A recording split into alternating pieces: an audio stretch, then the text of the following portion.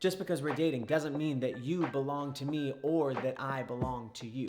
At this point in the relationship, you have no power over what I do, and I equally have no power over what you do. Now, are there societal norms or moral obligations that we have as the dating consensus that we should at least acknowledge here? Nope.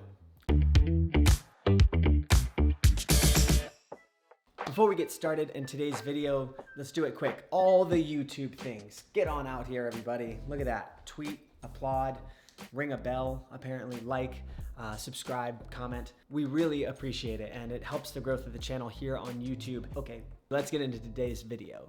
Today's episode is going to be two things. One, full of numbered lists, and two, inspired by a story my wife told me when she was still dating. Okay, today we're gonna talk about a couple of things. One, how a story my wife told me about her ex-boyfriend's very commonplace fantasy turned into an emotional and verbal battle royale for the two of them at a club one night. And two, a few reasons why that situation went down that way and how to avoid it. And three, why there's really no basis for even having this argument in the first place. Okay, so part one, the story. So my wife's ex-boyfriend used to tell her how much he fantasized about this one sexual thing and how hot he thought it was. And it's this thing that's just meant to set men's coital parts on fire that I don't really get it. So what was this crazy, dirty thing she told me that so many guys fantasize about? It was that she make out with other girls when they were out. I know, I don't get it either. If you do, throw it down in the comments, because, I mean, have fun, do you if you want to do it. But as far as the confines of this particular situation we're talking about, I just don't understand why guys have such an infatuation with that. But we'll get back to that in a second. So she told me that when she was younger, she and this guy were out at a club and she was dancing with this girl who turned out to be the girlfriend of a very famous person. Now, this boyfriend really wanted to meet this famous person. So he pushed Ange to keep dancing with the girlfriend, so I got an in. And then, as the young and drunk sometimes do, the two girls started making out. Ange inherently thinking, well, he said he liked this before, and it's a famous person. This is great. All systems go. But here's the kicker. At this point, said boyfriend was not getting along with said famous person and desperately needed control over something. So he got viscerally upset and dragged Ange away and aside to berate her for being too drunk and weird and making out with girls. Lest we forget, he had told her many times before how much he liked this, how hot he thought this was. Which leads us right into part two. So part one was what happened, but part two is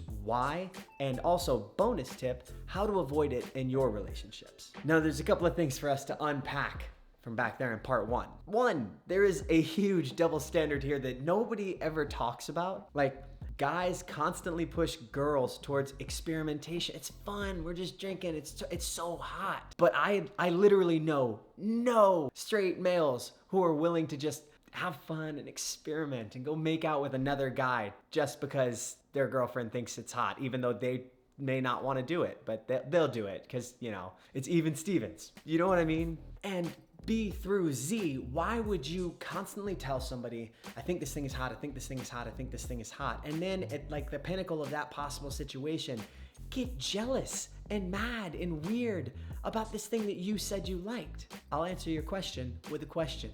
Did you happen to catch the title of the video? It's all making sense now, right? Full circle. I don't think it had anything to do with what Ange did. I think it had to do with his control or lack of control over the situation. And this isn't just me railing on my wife's ex, right? This is a very common problem for a lot of people in relationships, especially when dating. A lot of times we cause problems when we don't have control over how a situation plays out. And I get it, it's because we all do things to please other people, especially the people we want to like us. And sometimes in dating, that situation just goes sideways because either one, we didn't really want to do that thing in the first place, or two, they really didn't want us to do that thing in the first place. Which leads me right on home to part three. We talked in part one about the what, we talked in part two about the why and the bonus, how to avoid, and here in part three, we're going to talk about why there's just no point in even having this conversation. There's another conversation we need to be having. So first, for the asker, if you ask for something of or from your partner, I think you should make sure of two things. I told you there were going to be a lot of lists. One, you do not have preconceived notions about what this thing is definitely going to end up being, and that if you do, you're also entirely willing to accept that if things don't go that way, you can go to your person and say, you know what, I was wrong.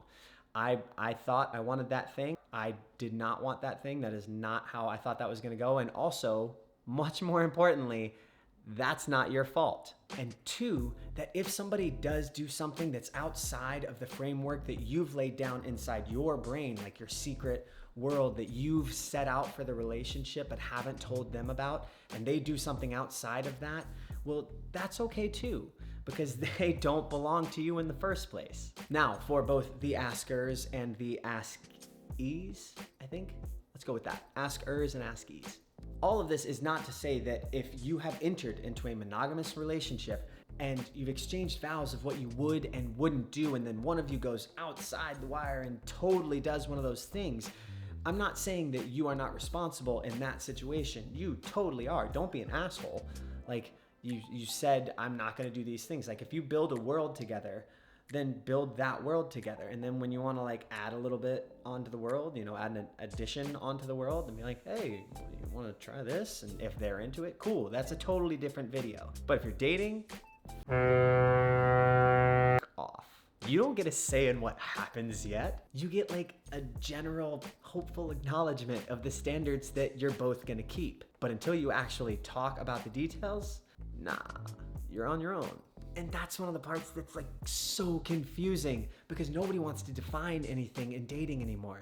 Nobody wants to say boyfriend and girlfriend, or we have this together, or we're doing these things. We don't want to define things because we're scared of rushing it or ruining it or whatever that is. But the hard truth of it is, at least, you know, in my opinion, if it's gonna work, it's gonna work.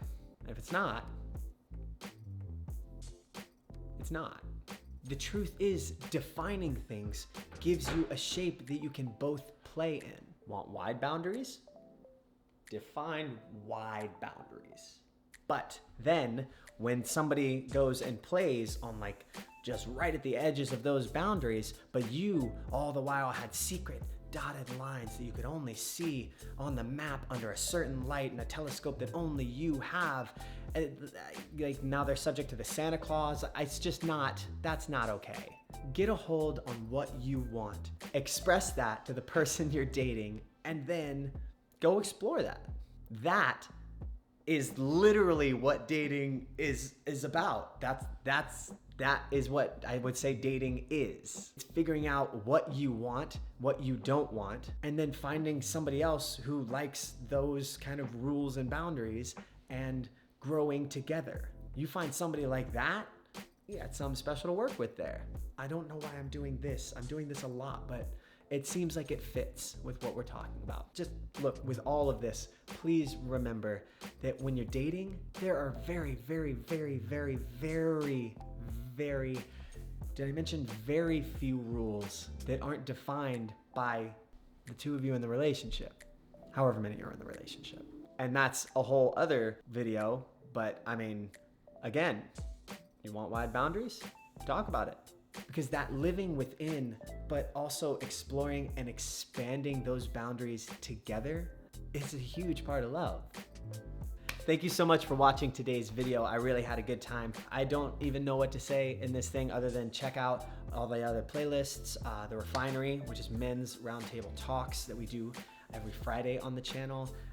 There's some game nights, lives. Come to our live on Tuesday at noon. All right, get on out of here, you crazy kids. Go get dating.